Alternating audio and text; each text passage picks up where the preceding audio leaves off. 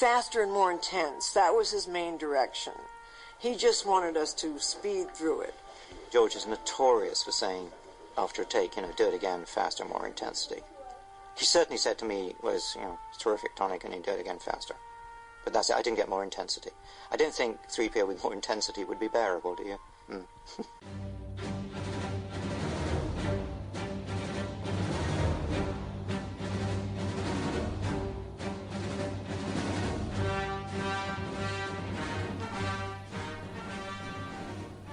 Alright, well, hello everybody, and welcome to Faster and More Intense. I'm your host, Shiloh Camrath, and joining me today is Dylan Skoda. Hey Dylan, thanks for joining us. Hey, good to be here. So, Dylan, you have started a Star Wars mod for the upcoming game from Paradox Interactive, Stellaris. So, could you start off by just giving us a brief description of what Stellaris is? Yeah, sure. Stellaris is a grand strategy game set in space. The first part of the game is what a traditional 4X game would be, while the later part of the game is what more traditionally a Paradox game would be, which are the developers. Yeah, I think that's all I can think of for a quick explanation. So, as soon as Stellaris, or pretty close to after they were announced, I think you hit the forum board, Paradox Interactive forum boards, and was like, we haven't even seen this game, let's start a Star Wars mod. Yeah. So could you just tell us, why you wanted to start it, and how you guys kind of got started off? Well, first off, props off to you for knowing that. I didn't think there'd be anyone that far back still. Well, I've always wanted to start a mod for a Paradox game, but it's always been, I've never found a setting or a mod that would be right that I really wanted to commit to. And when they finally announced a space mod for the Clausewitz engine, I was really excited and giddy because I love Star Wars, I love Star Trek. So I really just wanted to combine my two favorite things together, the Clausewitz engine and Star Wars together into one. And I really just couldn't wait to get started, so I just put the post up and I just got going. And so once you put that post out there, did you get a lot of people that responded and wanted to join the mod? Yeah, pretty much instantly, actually. I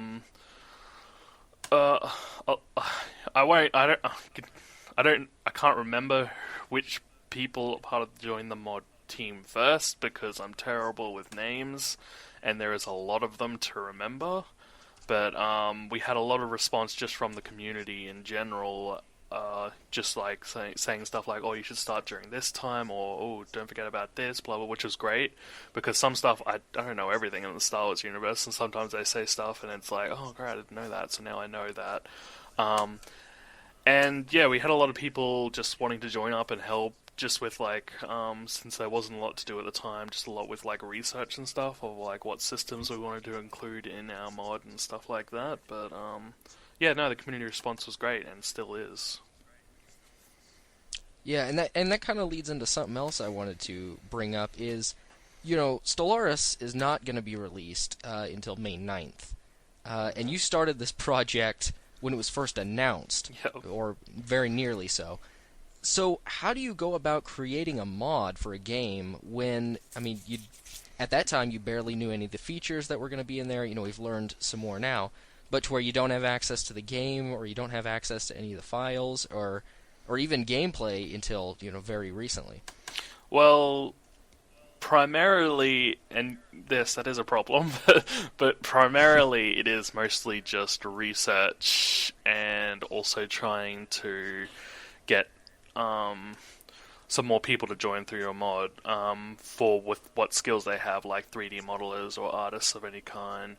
But basically, it's research, because we spend most of our time just researching what systems we wanted to include on map, what our map would look like, where the systems would be, what species we wanted to include based on the amount of information they had on them, like species with low information that we couldn't find anything on, we wouldn't include, basically. Yeah, but mostly it was just research, and there was, of course, some stuff we could go off. Like, we knew in every Clausewitz game so far there had been events. In every Clausewitz game so far there had been decisions. So we could at least go off that in terms of we know we can do event chains. We can do stuff like that, basically. Because if they changed it that radically that there were no events and no decisions, it would have just... I'm not sure it would have even feel like a Clausewitz game anymore. But, yeah. So mostly it's just research and... So this is where Wikipedia is your best friend. Oh god, yes. Wikipedia, and we usually also look up sources. The books, the old books and stuff for the expanded universe, since we're using that information. So, and you mentioned expanded universe, and that's a big thing.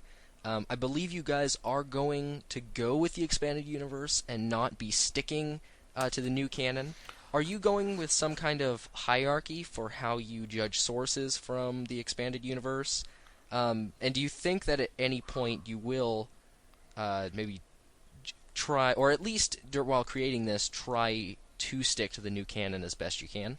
While we are focusing on the expanded universe, we are also using canon. Like, with the way we plan on doing the mod is, everything a player can basically veer off from what actually happened in the expanded universe, and one of those veer-offs will eventually be into canon, and we can use current canon, like, the First Order, as a veer-off point, so we know, okay, well, if you do this and do this, you can actually get to the First Order. So, canon is also a complete possibility in the game, but we will be focusing on expanded universe primarily.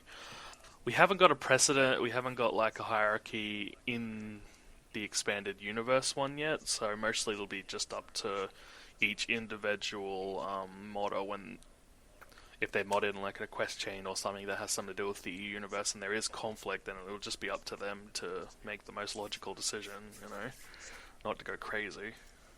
So, when you guys release this, you're obviously doing a lot of research for events chains and, events and decisions and things like that.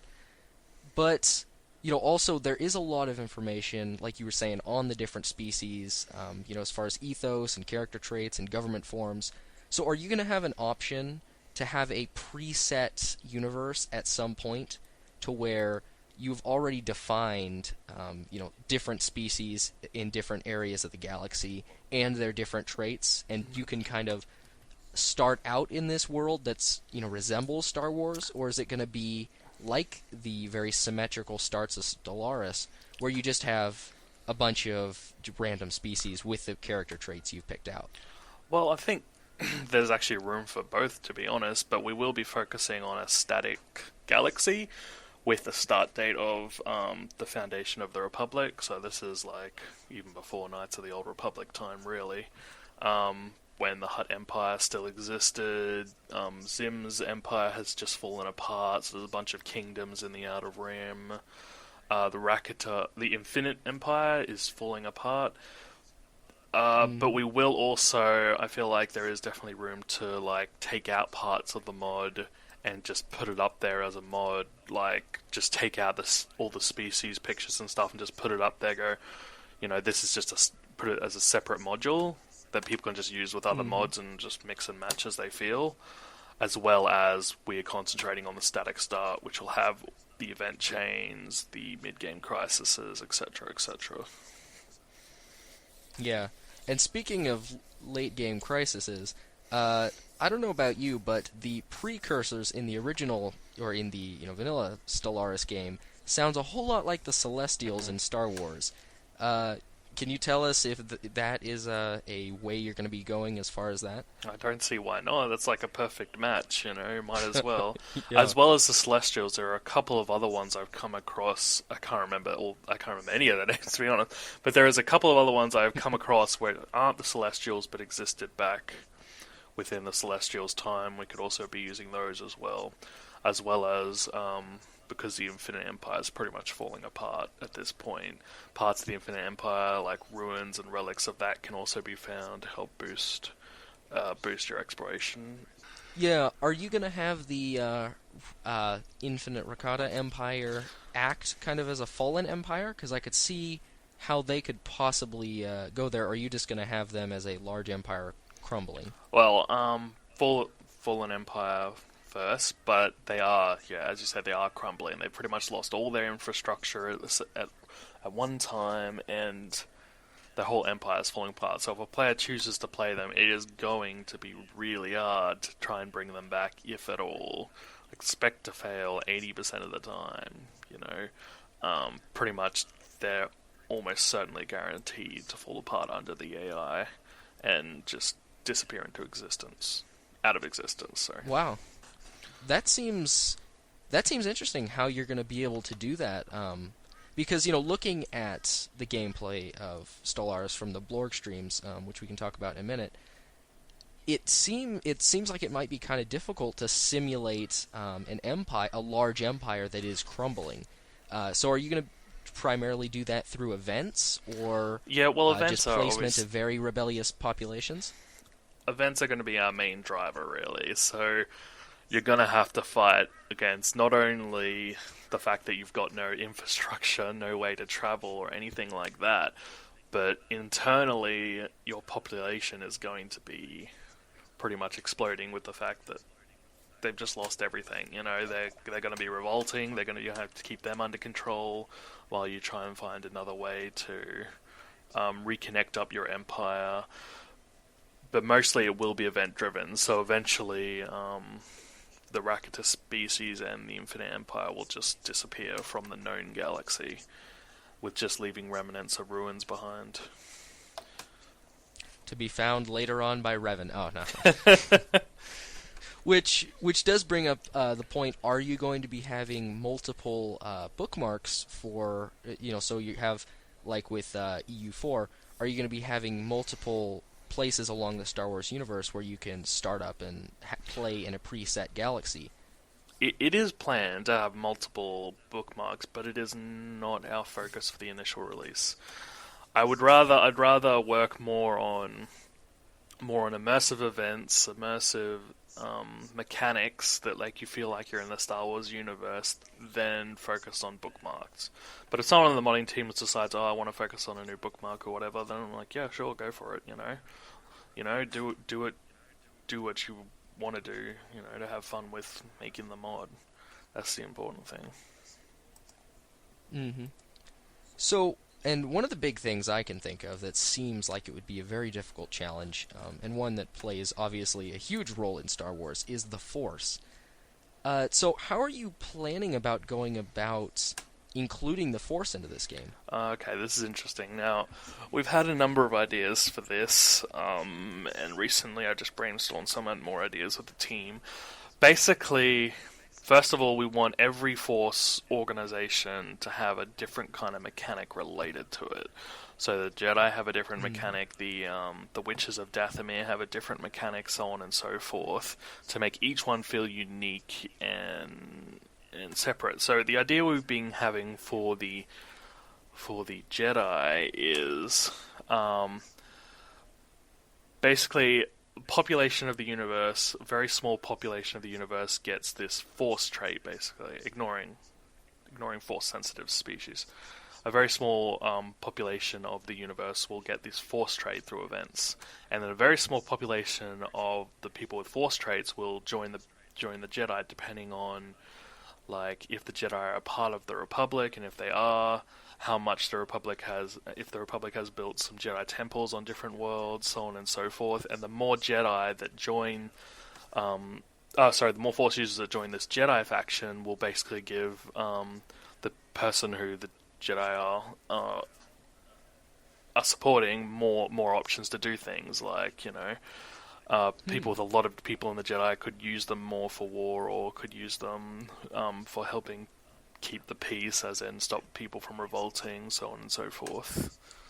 And as well as that, we wanted to have this tracker between the unifying Force and the living Force. Basically, the Jedi can go to either side, and if they go heavily on one side, you get a lot of good modifiers, but the closer they are to one side, the closer they are to basically a Sith rising from the Jedi. So keeping them in the center is actually probably the best case for not allowing Sith to come out from the Jedi. But if you do go either side, then you get really good modifiers. So you can factor that as the Republic, you can factor that and, decide, I want to keep them in the middle. So when stuff comes up through events, you can go, no, I want to do this, I want to do this. And the Jedi can get very pissed off as well with you if you keep interfering a lot in their internal affairs, which could lead to them breaking away.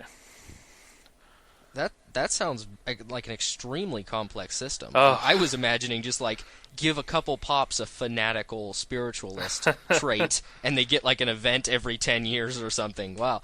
So it seems like the Jedi, if you play as the actual Jedi nation, you're not going to be focused on expanding. You're more going to be focused on basically just influencing the situation around you. Well, in terms of playing the Jedi Nation, it'll depend what the bookmark is to how they start off and if they can even be played, to be honest. Because especially after the Ruusan Reformation, the Jedi were basically a part of the Republic. They didn't really have their own land, as it were, except for the Jedi temples which they administered. So I don't think they would actually be physically playable at that point, but we will have to look that up and do it, because at some point they left the Republic and just lived on Tython. And Tython. yeah, I'm not exactly I was about to say Tythoon, and I was like, hang on a second, that's not right. Tython. But yeah, it depends on the start date in terms of what they play and how they play, and obviously they will. It'll be hard. It'll be hard playing the Jedi, I imagine, because you'll pretty much need to hire a lot of Jedi to keep yourself going and actually be able to expand it all. So it will be specific populations, not a species that basically joins the Jedi faction. Yeah, that's right. As planned right now, and using factions as well. So, a Jedi faction basically that pops join if they have the Force trait, but not always. Mm-hmm.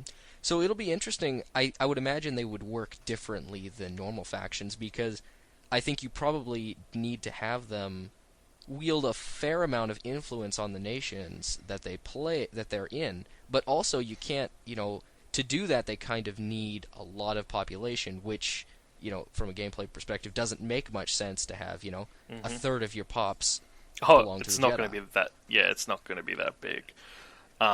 Imagine it more like 25. Imagine it more like, well, this is just numbers off the top of my head here. This is nothing that's confirmed, but imagine there's 25% of the population has the Force trait, and imagine 25% of that population join the Jedi. That's what we're talking about in terms of the size. So you're talking about 1 or 2 pops max per planet, with planets generally about 20 tiles or so. And so you're going to have different pops also that can join the the Dathomiri witches. Yep. But we need or are they going to be a nation? Well, we need to work on more mechanics for the other factions. Still, that's the problem. They are very obscure, but we do have someone who is actually on the team who is actually who likes doing stuff on the Force, and he's already started working on that, which is great. He's also looking into the even older one, the Jedi, the JDAII one, the ones that no longer exist anymore, and basically he had an idea where so they're one of basically the precursors, so you can find their stuff, and eventually you can actually reform the Jedi, but you can reform it in your own image, however you want them to be reformed, so you can interpret things differently to make them suit your kind of wishes, but that would be a very long-run thing to do. This seems to me like this is going to be quite a very in-depth mod, almost a complete overhaul of the game. Well, that's the plan, but ideas are good and all, but let's see. When the code comes out, we'll see what we can get done. But I do plan on a pretty early release for the mod, in terms of we're going to do something simple with the mod first, and then we're just going to build on it from there using that as our base. But the plan is to have pretty quick releases with small updates, basically. So, what do you mean by pretty quick? A couple months? For the initial release, I would say quicker Yeah. than that. But I guess we'll see. And so I would imagine so this initial release would have things like probably character, like the character models and So events. The initial and release is already nations? pretty much planned for the static galaxy, which the devs have already confirmed there will be a static galaxy. But they've been asked. They said yes. It was a while ago, but yes, they said yes. We'll have that you'll be able to do that. So yeah, the static galaxy, the nations to choose from, and pretty much all the species pictures, for each of the nations, obviously, and obviously also the symbols throughout the Star Wars galaxy that are going to be used in the static start. So that's the plan for initial release, basically, pretty basic, and then we plan on building on that from there. Yeah. So, one other thing that we've seen, which I would imagine you've seen this, the Blorg streams. All hail the Blorg. Mm-hmm. Yeah, so this come together in friendship. These have been very fun, at least in my opinion, very fun streams. They've also showed off a lot of cool mechanics. Have you guys found anything in particular in those that have caused you guys to alter, say, some of your plans for features or anything else in the game? To be honest, no, because we've been very ambitious with what we have planned. So, in a way, at the most, what can happen to us is we can dial back some things because we couldn't do some things that we thought we could due to the way that we planned it. So we planned it in a very ambitious way so that we plan for the best, but we are prepared for the worst, in some cases where things have to be dialed back because it's just physically not possible for what we have available to us.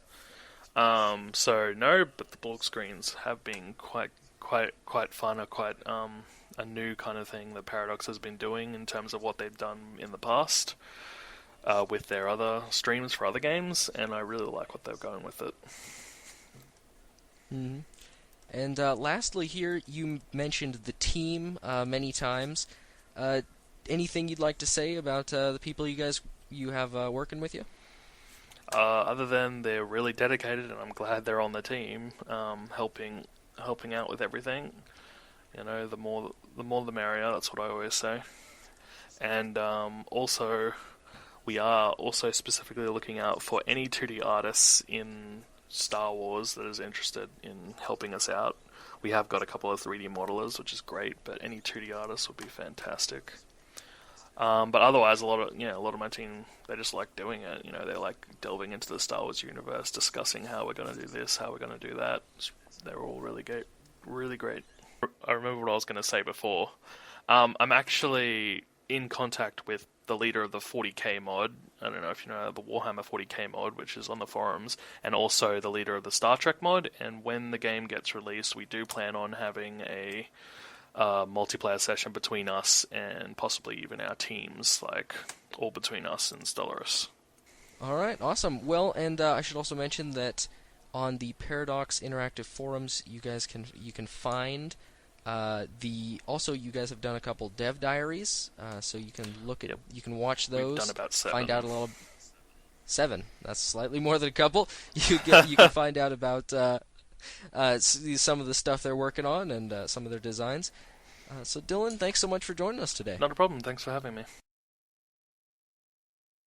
Star Wars is the exclusive trademark of Lucasfilm Limited. All Star Wars names and sounds are the exclusive copyright of Lucasfilm or parent company. All content generated on this site is the exclusive intellectual property of Faster and Vortex.